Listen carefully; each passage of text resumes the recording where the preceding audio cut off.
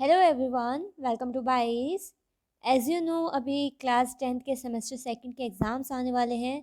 तो इस वजह से मैं पहले सेकंड सेमेस्टर का सिलेबस कंप्लीट करवाती हूँ बायोलॉजी का। देन हम फर्स्ट सेमेस्टर को कंप्लीट करेंगे। ओके, सो सेकंड सेमेस्टर के अंदर फर्स्ट टॉपिक है ह्यूमन फिजियोलॉजी, और ह्यूमन फिजियोलॉजी में फर्स्ट टॉपिक है न्यूट्रिशन।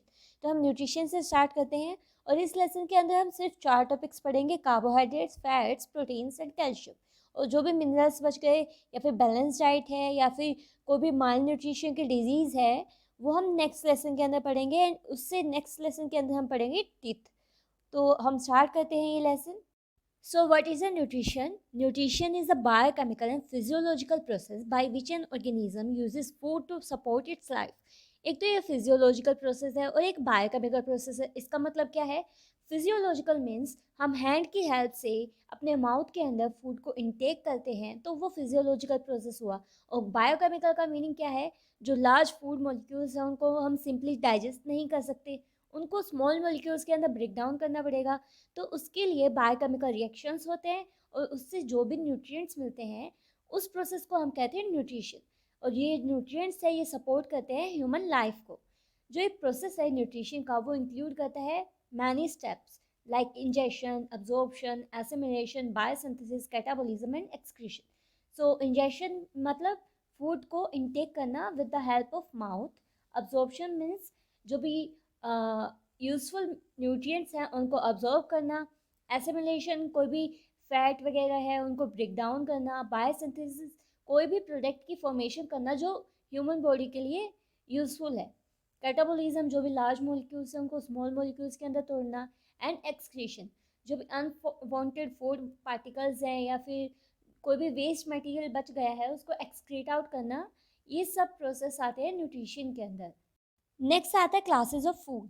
जो फूड की क्लासेस है वो 7 मेजर क्लासेस होती हैं: carbohydrates, proteins, fats, fibres, minerals, vitamin and water. First आता है कार्बोहाइड्रेट्स। जो कार्बोहाइड्रेट्स हैं वो मॉलिक्यूल्स होते हैं जो बने होते हैं कार्बन, हाइड्रोजन एंड ऑक्सीजन के, और इनको हम कॉमनली सैकराइड्स भी कह देते हैं। सैकराइड्स में शुगर। ये डिवाइड होते हैं इन 4 groups on the basis of number of units. Number of units means इनके अंदर कितनी मोनोमर यूनिट प्रेजेंट है। Monomer means single unit. तो फर्स्ट आता है मोनोसैकेराइड्स। मोनोसैकेराइड्स मीन्स इसके अंदर सिर्फ एक मोनोमर यूनिट प्रेजेंट होगी। नेक्स्ट है disaccharides. Disaccharide means 2 monomer unit present होंगी। ओलिगोसैकेराइड मीन्स, ओलिगो मीन्स होता है 8, तो 2 to 8 मतलब 2 to 8 यूनिट्स प्रेजेंट होगी, मोनोमर यूनिट्स, और उसको हम कहेंगे ओलिगोसैकेराइड्स। नेक्स्ट आता है पॉलीसैकेराइड्स। अगर किसी भी शुगर के अंदर 8 से ज़्यादा मोनोमर यूनिट प्रेजेंट है तो उसको हम कहते हैं पॉलीसैकेराइड्स। जो कार्बोहाइड्रेट्स है वो 3 टाइप्स के होते हैं: शुगर, स्टार्च एंड सेलुलोज। जो हमें कॉमनली मिलते हैं कार्बोहाइड्रेट्स, तो उनको हम कहते हैं शुगर, स्टार्च एंड सेलुलोज। अब कार्बोहाइड्रेट्स के फंक्शन क्या क्या हैं? इसका फर्स्ट फंक्शन है main source of energy for humans and plants. जो ह्यूमंस हैं उनके अंदर एनर्जी स्टोर होती है in the form of glycogen, and plants के अंदर एनर्जी स्टोर होती है in the form of starch. अगर ह्यूमंस के अंदर और प्लांट्स के अंदर एनर्जी स्टोर नहीं होगी, अगर ये फॉर्म्स प्रेजेंट नहीं होंगी, तो उनके अंदर एनर्जी स्टोर नहीं होगी, तो उन्हें एनर्जी कहाँ से मिलेगी? तो इसी वजह से ये मेन सोर्स होते हैं एनर्जी के। नेक्स्ट आता है पार्ट होते हैं डीएनए एंड आरएनए की। डीएनए एंड आरएनए क्या होता है? जेनेटिक मटेरियल होता है ऑर्गेनिजम्स का। जो डीएनए है उसके अंदर प्रेजेंट होती है डीऑक्सीराइबोज शुगर, और आरएनए के अंदर राइबोज शुगर प्रेजेंट होती है। तो ये जो शुगर है वो कार्बोहाइड्रेट ही तो है, तो इसी वजह से ये पार्ट होते हैं डीएनए एंड आरएनए के। नेक्स्ट आता है इम्यून सिस्टम। इम्यून सिस्टम के अंदर भी, मतलब जो हमें इम्यूनिटी मिलती है, उसके अंदर भी शुगर के कुछ पार्ट्स प्रेजेंट होते हैं, कार्बोहाइड्रेट्स के कुछ कंपोनेंट्स प्रेजेंट होते हैं। नेक्स्ट आता है डेवलपमेंट। डेवलपमेंट मीन्स क्या है कि जो ये कार्बोहाइड्रेट्स है वो मेन सोर्स है एनर्जी की। अगर ये मेन सोर्स ही ख़त्म हो जाएगा तो हमें डेवलपमेंट कहाँ से होगी? हमारी ग्रोथ के लिए हमें एनर्जी चाहिए, तो उसके लिए भी हमें कार्बोहाइड्रेट्स चाहिए। तो अगर वो ही नहीं है तो डेवलपमेंट हमारी कैसे होगी? तो इसी वजह से जो कार्बोहाइड्रेट्स हैं उनका मेन रोल होता है इन डेवलपमेंट ऑल्सो। नेक्स्ट आता है प्रोटीन्स। जो प्रोटीन्स है वो बने होते हैं carbon, hydrogen, oxygen, nitrogen, and इसको हम कह सकते हैं कि ये अमीनो एसिड्स के बने होते हैं। जो बहुत सारे अमीनो एसिड्स हैं वो मिलकर बनाते हैं प्रोटीन्स को। ये असेंशियल न्यूट्रिएंट होता है फॉर ह्यूमन बॉडी।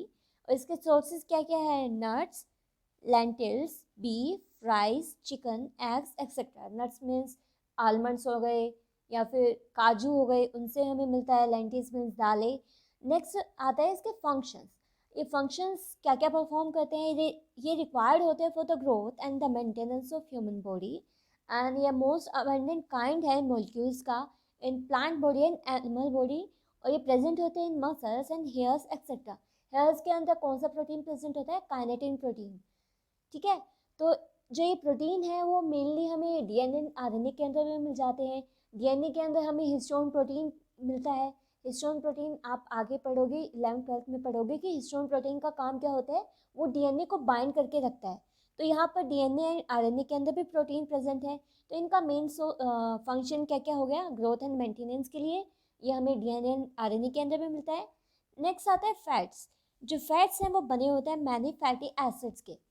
जो फैट्स है और फैटी एसिड्स, इससे आप याद कर सकते हो कि फैट्स के अंदर प्रेजेंट होते हैं फैटी एसिड्स। जो ये फैटी एसिड्स हैं वो किसके बने होते हैं? एक लॉन्ग चेन होती है कार्बन एंड हाइड्रोजन एटम्स की। मतलब यहाँ पर सिर्फ कार्बन और हाइड्रोजन एटम्स प्रेजेंट होते हैं, उसकी एक पूरी एक लॉन्ग चेन फैटी एसिड्स की फॉर्मेशन करती है। और ये मोस्ट इम्पोर्टेंट सोर्स है कैलोरीज का, कि हमारे अंदर जो भी कैलोरीज आती है, कोई भी कैलोरी इंक्रीज हो जाती है, तो मेनली सोर्स क्या होता है कि हम फैट ज़्यादा लेते हैं। तो ये मेन सोर्स होता है कैलोरी का। जो 1 ग्राम ऑफ फैट है वो इंक्लूड करता है 9 कैलोरीज को। जो एक्टर्स वगैरह या एथलीट्स वगैरह हैं जिनको अपना बॉडी वेट मेंटेन करके रखना पड़ता है, वो इसी तरह अपनी कैलोरीज को मेज़र करते हैं कि उनको कितना फ़ैट लेना है, कितनी कैलोरीज लेनी है। तो वो उनके लिए मैटर करता है, तो वो ऐसे ही मेंटेन करके रखते हैं कि हमारी 1 ग्राम फैट के अंदर इतनी कैलोरीज हैं, तो इतने ग्राम फैट के अंदर हम लेंगे तो कितनी कैलोरीज होंगी। तो इसके सोर्सेज क्या क्या हैं? Dairy products, meat, fish, whole egg, vegetables, nuts etcetera. इसके फंक्शन क्या क्या है? जो फैट है यूज होता है एज अ एनर्जी सोर्स। मतलब हमारी बॉडी के अंदर ये यूज़ होता है एज अ एनर्जी सोर्स। कैसे? जैसे किसी ने फास्ट रखा तो वहाँ पर वो फूड को कंज्यूम नहीं करते, तो वहाँ पर क्या होता है कि जो भी हमारे फैट अब्जॉर्ब होते हैं, पहले ही स्टोर होता है जो भी हमारा फूड, वो ही आगे यूज़ होता है फास्ट जब रखते हैं उस टाइम। तो यहाँ पर ये as a energy source use होता है। ये इंसुलेट करके रखता है बॉडी ऑर्गन्स को अगेंस्ट शॉक। इसका मतलब क्या है कि हमारी बॉडी के अंदर अगर फैट एब्सेंट है तो हमारी बॉडी के अंदर क्या बच गया? बस बोन्स एंड ऑर्गन्स। ऑर्गन्स है वो सॉफ्ट ऑर्गन्स हैं, एंड जो बोन्स है वो हार्ड मटेरियल है। तो जो ऑर्गन्स हैं उनके डैमेज होने के चांसेस ज़्यादा हो जाते हैं, क्योंकि वो अगर बोन से डायरेक्टली कॉन्टैक्ट करते हैं तो उनके डैमेज होने के चांसेस हैं। तो इसी वजह से उनको इस शॉक से बचाने के लिए फैट वहाँ पे प्रेजेंट होता है। और थर्ड फंक्शन होता है इसका मेंटेन बॉडी टेम्परेचर। ये कैसे? हमारी स्किन के नीचे एडिपोज टिश्यू प्रेजेंट होता है, और एडिपोज टिश्यू वो हीट को इंसुलेट करके रखता है। तो इसी वजह से जिसके अंदर फैट ज़्यादा होता है, मतलब एडिपोज टिश्यू ज़्यादा होता है, जिनकी स्किन थिक होती है, वो उनको ठंड कम लगती है एज़ कम्पेयर टू जिनके फैट कम होता है।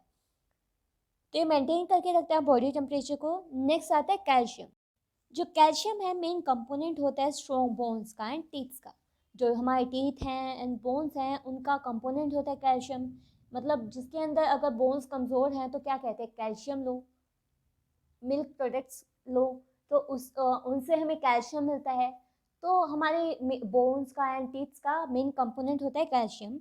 इसके सोर्सेज क्या क्या हो सकते हैं? Milk, yoghurt, cheese, fishes, green vegetables, sprouts etcetera. So हमें ग्रीन वेजिटेबल्स खाने चाहिए क्योंकि वो सोर्स होते हैं कैल्शियम का। नेक्स्ट आते हैं इसके फंक्शंस। इसके फंक्शंस क्या क्या हैं कैल्शियम के? ये प्रेजेंट होता है in the walls of plants. जो प्लांट के सेल वॉल है, सेल मेम्ब्रेन है, वहाँ पर भी कैल्शियम प्रेजेंट होता है। एंड ये मसल कॉन्ट्रैक्शन के अंदर भी इसका वर्क होता है कैल्शियम का। अगर कैल्शियम वहाँ पे प्रेजेंट नहीं होता तो मसल कॉन्ट्रैक्शन अच्छे से नहीं हो पाता। नेक्स्ट आता है required for healthy teeth and bones. हमारी हेल्दी टीथ के लिए एंड बोन्स के लिए कैल्शियम रिक्वायर्ड होता है। अगर कैल्शियम किसी के अंदर कम है तो वहाँ पर बोन्स की एक डिजीज़ हो जाती है, उस डिजीज़ को हम कहते हैं ऑस्टियोपोरोसिस। एंड जो एक कैल्शियम की कमी है उस कंडीशन को क्या कहते हैं? Hypocalcaemia. Hypo means low, calcaemia means calcium. कि उसके अंदर कैल्शियम है वो लो अमाउंट में प्रेजेंट है। तो हमारा यहाँ पर ये लेसन ख़त्म हो गया है। नेक्स्ट जो भी मिनरल्स बच गए, आई थिंक 2 या फिर 3 मिनरल्स बच गए हैं, जो डिजीज़ बच गई माल न्यूट्रिशन के, अनबैलेंस डाइट, वो हम नेक्स्ट लेसन के अंदर पढ़ते हैं। और नेक्स्ट लेसन के अंदर हम पढ़ेंगे teeths. So thank you for watching